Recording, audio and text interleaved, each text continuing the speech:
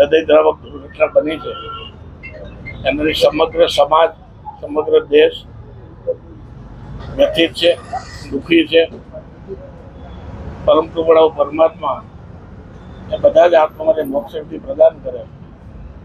વિજયભાઈ માટે કેવું હોય તો હું જનસંઘથી મેં કાર્યકર્તા શરૂ કરીને વિજયભાઈ એ વખતે એબીવીપીના કાર્યકર્તા તરીકે હતા. હું જ્યારે રાજકોટ શહેરનો પ્રમુખ બન્યો ત્યારે મારી સાથે મંત્રી પણ હતા. અનેક વર્ષો સુધી સંગઠનનું કામ એમની સાથે કરવાની મને તક મળી છે. કબીરે એક સુંદર વાક્ય કહ્યું છે કે જબ આયા તું જગવે જગ હશે તું રોય, કરણી એસી કર ચલે જબ તું હશે જગ રોય. માણસ પોતાની કારકિર્દીમાં જે કંઈ કરીને ગયા છે એ મારો જ્યારે જન્મે છે ત્યારે લોકો હસતા હોય છે કે મારે ત્યાં દીકરો આવ્યો, મારે ત્યાં દીકરી આવી. માણસ જાય છે ત્યારે આવક અને જાવકની વચ્ચેના જે ગાળાની અંદર જે કામ કરીને જાય છે એ સતત લોકોની ચિરંજીવી યાદમાં હોય છે. એમને જે કાર્યો કર્યા છે રાજકોટ માટે, સૌરાષ્ટ્ર માટે, ગુજરાત માટે એ અવિસ્મરણીય રહેશે. લોકો કાયમી એને યાદ કરશે. પણ વિજયભાઈની ખોટ ક્યારેય ન ભૂલાય એવી રાજકોટને ખોટ પડી છે.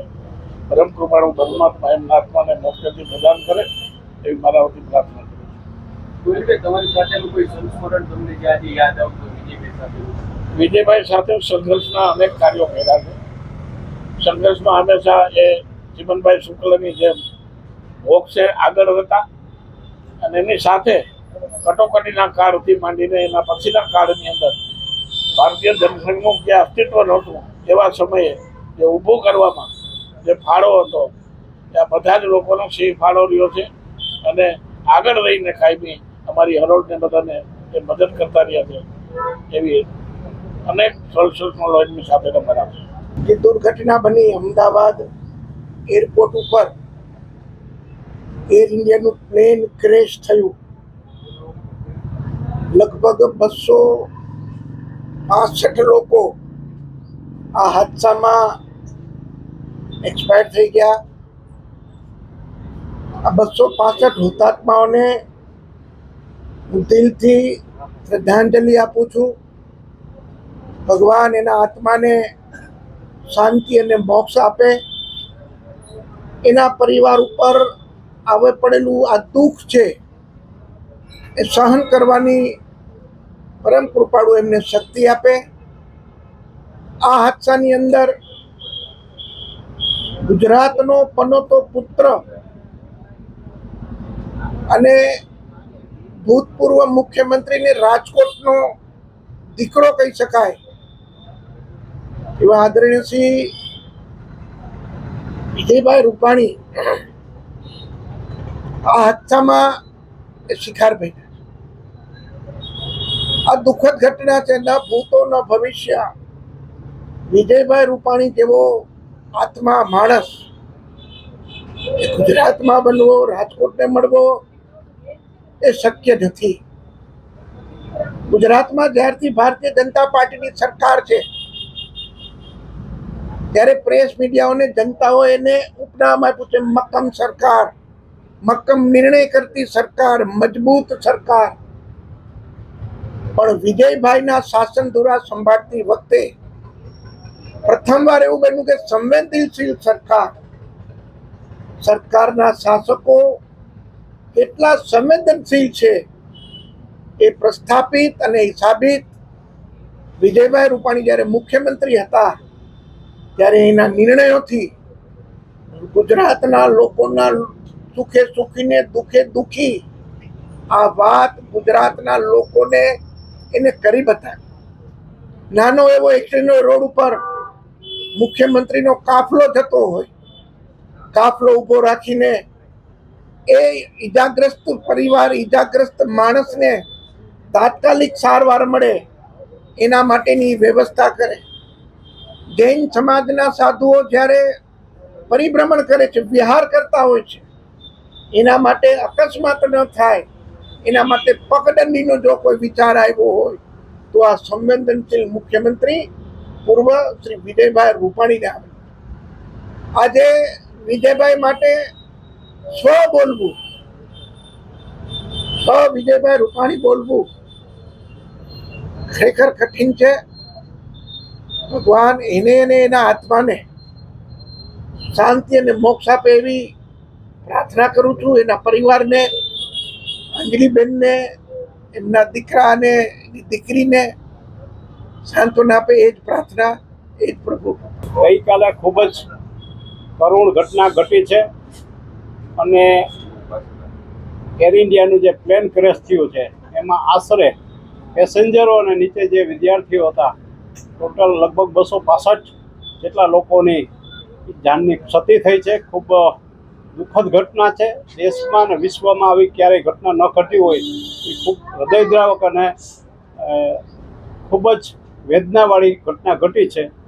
અને એમાંય આપણા ગુજરાત રાજ્યના પનોતા પુત્ર, અમારા વિદ્યાર્થી પરિષદના અમારા વડીલ, જેની સાથે હું 1978થી વિદ્યાર્થી પરિષદમાં જોડાણો હતો અને વિદ્યાર્થી પરિષદથી છેક અત્યાર સુધી મતલબ પંચાયતથી પાર્લામેન્ટ સુધી એ વ્યક્તિ પહોંચ્યા અને ગુજરાતની, દેશની, રાજકોટની ખૂબ જ અસરકારક સેવા કરી છે એવા અમારા મુરબ્બી વડીલ અને પાર્ટીના પ્રથમ કક્ષાના રાજકીય નેતા અમારા વિજયભાઈ રૂપાણીનું પણ દુઃખદ અવસાન થયું છે. 265 લોકોની જે હતાહત થઈ, દુઃખ થયું છે, ગુજરી ગયા છે, એની સાથે વિજયભાઈને અને બધા એમના જે સાથે જે ગુજરી ગયા એ બધા માટે હું મારી સંવેદના વ્યક્ત કરું છું, મારા વતી, મારી પાર્ટી વતી. ખાસ તો એવી હાલત થઈ છે કે હું દિલ્હીમાં ગઈકાલે એક મિટિંગમાં હતો અગત્યની, ત્યારે મને લગભગ 1:45-50ની વચ્ચે ટાઈમ્સ ઓફ ઇન્ડિયાનો ફોન આવ્યો અને પૂછતા કરવા માગતા હતા કે ખરેખર શું બનાવ બન્યો છે. ત્યારે મને જાણવા મળ્યું, ખૂબ દુઃખ થયું છે.